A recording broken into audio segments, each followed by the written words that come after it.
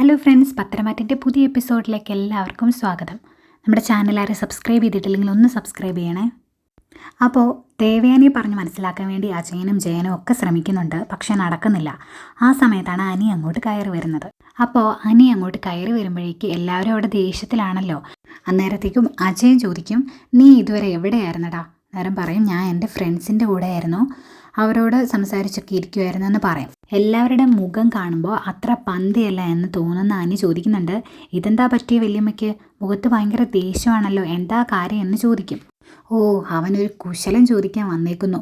എന്താ കാര്യമെന്ന് നീ നിൻ്റെ ചേട്ടനോട് പോയി ചോദിക്കുക എന്നിങ്ങനെ ദേഷ്യത്തോടെ പറയുക ദേവയാനി. അന്നേരം ഇതെന്ന് ഇങ്ങനെ പറയുന്നേ, എന്താ പറ്റിയ വല്യമ്മ എന്ന് ചോദിക്കും. എന്നിട്ട് അജയനോടും ചോദിക്കും, എന്താ അച്ഛാന്ന്. അന്നേരം പറയുന്നുണ്ട്, ഇവിടെ നടന്നത് എന്താണെങ്കിലും അത് നിൻ്റെ അമ്മ വലിയ ആഘോഷമാക്കിയിട്ടുണ്ട്, നീ അവിടെ പോയി ചോദിച്ചാൽ മതി, അവളെ നിനക്ക് എല്ലാം വിശദമായിട്ട് എല്ലാ കാര്യങ്ങളും നിനക്ക് പറഞ്ഞു തരുമെന്ന് പറയും. അന്നേരം എന്താ എല്ലാവരും ഇങ്ങനെ സംസാരിക്കുന്നേ, ഏട്ടൻ എന്തെങ്കിലും തെറ്റ് ചെയ്തോ എന്ന് ചോദിക്കുമ്പോഴത്തേക്കും ജയ പറയുന്നുണ്ട്, തെറ്റ് ചെയ്തോ എന്നൊന്നും അറിയില്ല, അവൻ എന്തോ വീഴ്ച പറ്റിയിട്ടുണ്ട്, അതുകൊണ്ട് ഇത് നിനക്ക് പറഞ്ഞു തരാൻ പറ്റിയ ആൾ നിൻ്റെ അമ്മ തന്നെയാണ്, നീ പോയി ചോദിക്കുമെന്ന് പറയും. എന്നിട്ട് അനി ഇങ്ങനെ കയറി വരുമ്പോഴത്തേക്കും സ്റ്റെയറിൽ ചന്തുമോൾ ഇങ്ങനെ വിഷമിച്ച് നിൽക്കുവാണ്. അന്നേരം എന്തു പറ്റി മോളെ, മോളുടെ മുഖത്ത് വിഷമമാണല്ലോ എന്നിങ്ങനെ അനി ചോദിക്കുമ്പോൾ മോളിങ്ങനെ വിഷമിച്ച് നിൽക്കും കേട്ടോ. അന്നേരം വാ എന്ന് പറഞ്ഞിങ്ങനെ അനി തന്നെ മോളെ ഇങ്ങനെ കൂട്ടിക്കൊണ്ട് പോകുന്നുണ്ട്. അന്നേരം ഇത് കാണുന്ന ജയനും അജയനും പറയുന്നുണ്ട്, ആ മോളുടെ കാര്യമാണ് കഷ്ടം എന്ന്. അന്നേരം ദേവയാനി പറയുന്നുണ്ട്, ഞാൻ ആഗ്രഹിക്കുന്നത് എൻ്റെ മരുമകളിൽ ആദർശിച്ചൊരു കുട്ടി ഉണ്ടാകാനാണ്, അല്ലാതെ വലിഞ്ഞു കയറി വന്ന കുട്ടിയെ സ്നേഹിക്കാൻ എന്നെക്കൊണ്ട് സാധിക്കില്ല എന്ന് ദേവയാനി പറയുവാണ്. പിന്നെ കാണിക്കുന്നത് അനിയാണെങ്കിൽ ഈ മോളെ കൊണ്ടാട്ടോ ജാനകിയുടെ അടുത്തേക്ക് ചെല്ലുന്നത്. അത് കാണുന്ന ജാനകിക്ക് ദേഷ്യം വരും, നീ എന്തിനാണ് ഈ പെണ്ണിനെ കൊണ്ട് ഇങ്ങോട്ട് വന്നത് എന്ന് ചോദിക്കും. അന്നേരം അനി ചോദിക്കുന്നുണ്ട്, അമ്മ ഇതൊരു കുഞ്ഞു കുട്ടിയല്ലേ, ഇതിനെ എന്തിനാ ഇങ്ങനെ വെറുപ്പ് കാണിക്കുന്നത് എന്നൊക്കെ ചോദിക്കുമ്പോഴത്തേക്കും, ഓ നീ കഥയൊന്നും അറിഞ്ഞില്ലേ, ഇത് ആരുടെ മോളാണെന്ന് നിനക്ക് അറിയാമെന്ന് ചോദിക്കും. ഇത് ആരുടെ മോളാ, എനിക്ക് മനസ്സിലായില്ല എന്ന് പറയുമ്പോൾ, ആ എന്നാ മനസ്സിലാക്കിക്കോ, ഇത് നിൻ്റെ പുന്നാര ചേട്ടൻ്റെ കുട്ടിയാണ് എന്ന് പറയുമ്പോൾ അനി പെട്ടെന്ന് ഓർക്കുന്നത് അബിയുടെ കാര്യമാണ്. അബിയുടെ കുട്ടിയോ എന്ന് പറയുമ്പോൾ, അബിയുടെ ആയിരുന്നെങ്കിൽ എത്രയോ ഭേദമായിരുന്നു, ഇത് അബിയുടെ അല്ല നിൻ്റെ ആദർശേട്ടൻ്റെ ആണ് എന്ന് പറയുമ്പോൾ അനി വിശ്വസിക്കില്ല. ഇല്ല, ഞാനിത് വിശ്വസിക്കത്തില്ല, ഇതിൻ്റെ പുറകിൽ എന്തോ ചതിയുണ്ട് എന്ന് പറയുമ്പോൾ ജാനകി പറയുന്നുണ്ട്, ഒരു ചതിയില്ല, ഈ കാര്യം എല്ലാവരോടും വിളിച്ചു പറഞ്ഞത് അവൻ്റെ ഭാര്യയായി നയന തന്നെയാണ്. ഏതായാലും ഈ സംഭവം പുറത്താകുമെന്നറിഞ്ഞപ്പോൾ അവൻ ആദ്യം കയ്യിലെടുത്തത് നയനയാണ്, മിക്കവാറും കാല് പിടിച്ച് ക്ഷമ ചോദിച്ചതാണ്, അതുകൊണ്ടായിരിക്കും അവൾ കൂടെ നിൽക്കുന്നത്, അവളാണ് ഇതെല്ലാം പറഞ്ഞത് എന്ന് പറയുമ്പോഴേക്കും അനി പറയുന്നുണ്ട്, ആര് പറഞ്ഞാലും മുത്തച്ഛനോ ഈ വീട്ടിലുള്ള എല്ലാവരും ഏട്ടനെ തന്നെ ഇത് ഏറ്റു പറഞ്ഞാലും ഞാൻ വിശ്വസിക്കില്ല, ഏട്ടൻ അങ്ങനെ ഒരു തെറ്റ് ചെയ്യില്ല എന്ന് പറയും. അന്നേരം ജാനകി പറയുന്നുണ്ട്, ഇതിനു മുമ്പ് അങ്ങനെയൊക്കെയാണ് എല്ലാവരും കരുതിയിരുന്നത്, പക്ഷേ അവനിപ്പോൾ ഈ കുടുംബത്തിൻ്റെ അഭിമാനമല്ല അപമാനമാണ് എന്നൊക്കെ ഇങ്ങനെ പറയുമ്പോൾ അനി പറയുന്നുണ്ട്, ഇല്ല ഞാൻ ഇത് വിശ്വസിക്കില്ല, ഇതിൻ്റെ പുറകിൽ എന്തോ ചതിയുണ്ടെന്ന്, എൻ്റെ ഏട്ടനെ അങ്ങനെ ഒരു തെറ്റ് ചെയ്യില്ല എന്ന് എനിക്ക് ഉറപ്പുണ്ട് എന്ന് പറഞ്ഞിട്ടാണ് അനി അവിടുന്ന് പോകുന്നത്. ഏതായാലും അനിയും മോളെയും കൂട്ടി നേരെ മുത്തശ്ശൻ്റെ അടുത്തോട്ടാണ് ചെല്ലുന്നത്. എന്നിട്ട് ചോദിക്കും, എന്താ മുത്തശ്ശ ഇവിടെ സംഭവിക്കുന്നത്, ആദർശിൻ്റെ കുട്ടിയാണോ ഇത് എന്ന് ചോദിക്കും.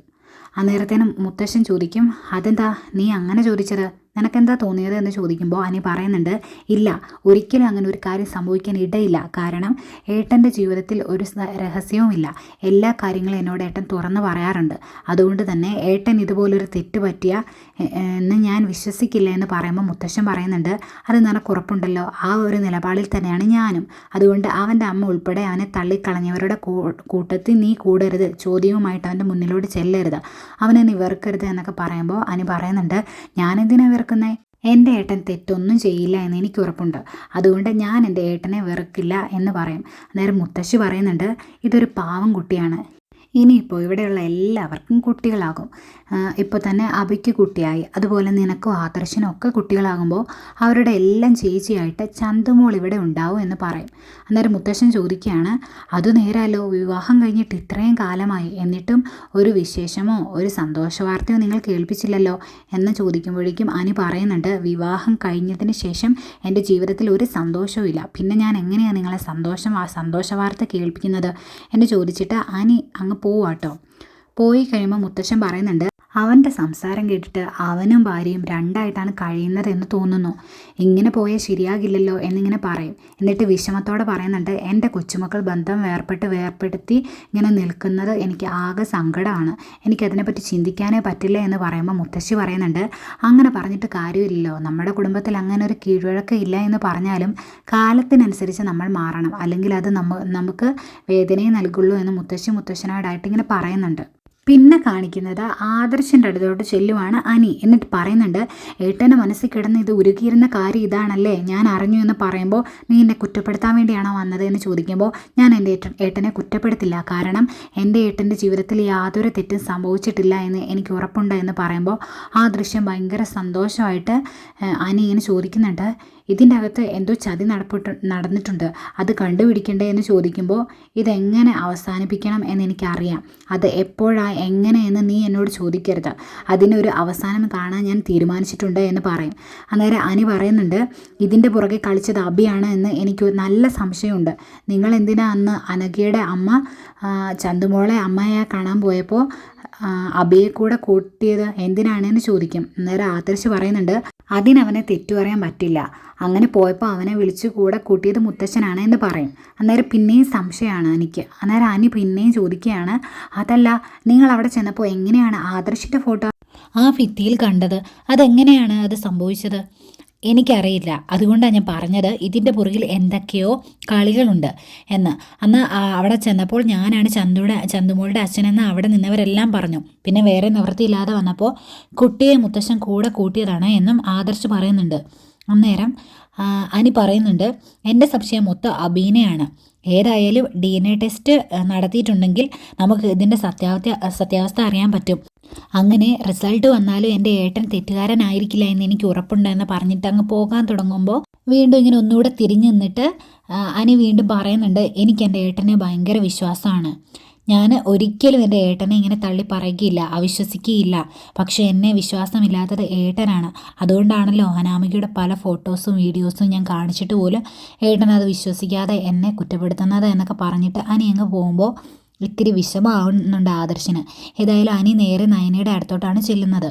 അന്നേരം നയന പറയുന്നുണ്ട്, നീ ഏതായാലും അറിഞ്ഞപ്പോൾ ആദർശേട്ടനൊപ്പം നിന്നല്ലോ, നല്ല കാര്യമാണ്. ആദർശേട്ടൻ അങ്ങനെ ഒരു തെറ്റ് ചെയ്യില്ല എന്ന് എനിക്ക് ഉറപ്പുണ്ട് എന്ന് പറയുമ്പോൾ അനി പറയുന്നുണ്ട് കേട്ടോ, ഏതായാലും ഇത് അറിഞ്ഞു കഴിഞ്ഞപ്പോൾ നയനയിടത്തി ഏട്ടൻ്റെ കൂടെ നിന്നല്ലോ, അതൊരു വലിയ കാര്യമാണ് എന്നൊക്കെ ഇങ്ങനെ പറയുന്നുണ്ട്. അന്നേരം നയന പറയുന്നുണ്ട്, ആദർശ് ഇത് ചെയ്യില്ല എന്ന് എനിക്ക് ഉറപ്പുണ്ട്, ആരോ ചതിച്ചതാണ്, ഏതായാലും അത് കണ്ടുപിടിക്കണം എന്നൊക്കെ അവർ രണ്ടുപേരും കൂടി ഇങ്ങനെ പരസ്പരം സംസാരിക്കുന്നുണ്ട്. ഏതായാലും അനി അങ്ങനെ കുറച്ച് കാര്യങ്ങളൊക്കെ സംസാരിച്ചിട്ട് അങ്ങ് പോകും. അനി പോയി കഴിയുമ്പോഴേക്കും നയന ആദർശിൻ്റെ അടുത്ത് വരും. എന്നിട്ട് ചോദിക്കുന്നുണ്ട്, അനി ഏതായാലും ആദർശേട്ടനെ സംശയിച്ചില്ലല്ലോ, അതിന് ഒരാശ്വാസവും ഇല്ലേ എന്ന് ചോദിക്കുമ്പോഴേക്കും, പിന്നെ എനിക്ക് ഒരുപാട് നന്ദി പറയാൻ തോന്നിയത് നിന്നോടാണ്. നീ എൻ്റെ കൂടെ നിന്നു. പിന്നെ അമ്മ എൻ്റെ കൂടെ നിൽക്കുമെന്നായിരുന്നു എൻ്റെ ഒരു വിചാരം. പക്ഷെ അമ്മ എന്നെ ചിന്തിച്ചില്ല. എങ്കിലും വേണ്ടിയില്ല, ബാക്കി എല്ലാവരും എൻ്റെ കൂടെ നിന്നല്ലോ, അനി ഉൾപ്പെടെ ഉള്ളവർ. അത് എനിക്കൊരു വലിയ ആശ്വാസമാണ് എന്ന് ആദർശ് പറയുന്നുണ്ട്. ഇതെല്ലാം പറഞ്ഞതിന് ശേഷം നയന പറയുകയാണ്, ചന്തുമോൾ വീട്ടിൽ തന്നെയാണ്, അവളെ ആരും സ്നേഹിക്കില്ല. ആദർശിൻ്റെ അമ്മ പോലും ഇപ്പോൾ ആ കുഞ്ഞിനെ തിരിഞ്ഞു നോക്കില്ല, അത് ഒറ്റയ്ക്കായി പോകും. അതുകൊണ്ട് ഞാൻ വീട്ടിലോട്ട് പോയിക്കോട്ടെ എന്ന് ചോദിക്കുമ്പോൾ ആദർശ് ചോദിക്കുന്നുണ്ട്, നീ ആ കുട്ടിയെ ഏറ്റെടുക്കാൻ തീരുമാനിച്ചു എന്ന്. അന്നേരം നയന പറയുന്നുണ്ട്, ഏറ്റെടുക്കാൻ തീരുമാനിച്ചു എന്നല്ല, ഞാൻ ഏറ്റെടുത്തു. ഇനിയിപ്പോൾ DNA ടെസ്റ്റ് റിസൾട്ട് പോസിറ്റീവോ നെഗറ്റീവോ എന്തോ ആയിക്കോട്ടെ, എന്തായാലും ആ മോളെ വിട്ട് കളയാൻ ഞാൻ ഉദ്ദേശിച്ചിട്ടില്ല എന്ന് പറയും. എന്നിട്ട് ആദർശ് എന്നോട് കൂടെ ചൊല്ലുന്നുണ്ടോ എന്ന് ചോദിക്കും. അന്നേരം ആദർശ് പറയുന്നുണ്ട്, ഇല്ല, നിങ്ങളെല്ലാവരും ആ കുട്ടിയെ സ്നേഹിക്കുന്ന പോലെ എനിക്ക് സ്നേഹിക്കാനായിട്ട് കഴിയില്ല എന്ന് പറയുമ്പോൾ നയന പറയുന്നുണ്ട്, അതൊക്കെ സാധിക്കും. ആദർശിൻ്റെ ഉള്ളിലും ചന്തുമോളോട് സ്നേഹമൊക്കെ ഉണ്ട്, അത് പതിയെ പുറത്തു വരും. ഒരിക്കൽ എന്നോട് പറയും, ചന്തുമോളില്ലാത്ത അനന്തപുരി തറവാട് ഉറങ്ങിക്കിടക്കുന്ന വീട് പോലെയാണ് എന്ന് പറയും, ആ അവസ്ഥ എത്തും എന്നൊക്കെ ഇങ്ങനെ പറഞ്ഞ് ആദർശനൊന്ന് ആശ്വസിപ്പിച്ചിട്ടാണ് നയന അവിടുന്ന് പോരുന്നത്.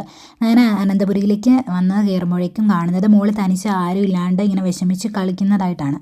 നയന അടുത്ത് വന്നിട്ട് ചോദിക്കും, മോളെ എന്താ ഇവിടെ തനിച്ചിരിക്കുന്നത്, മോളോട് ആരും സംസാരിച്ചില്ല എന്ന് ചോദിക്കുമ്പോൾ ഇല്ല എന്ന് പറയും. എന്നിട്ട് പറയുന്നുണ്ട്, എനിക്ക് എൻ്റെ അമ്മയെ കാണണമെന്ന്. അന്നേരം നയന പറയും, മോൾക്ക് അമ്മയെ കാണാനോ?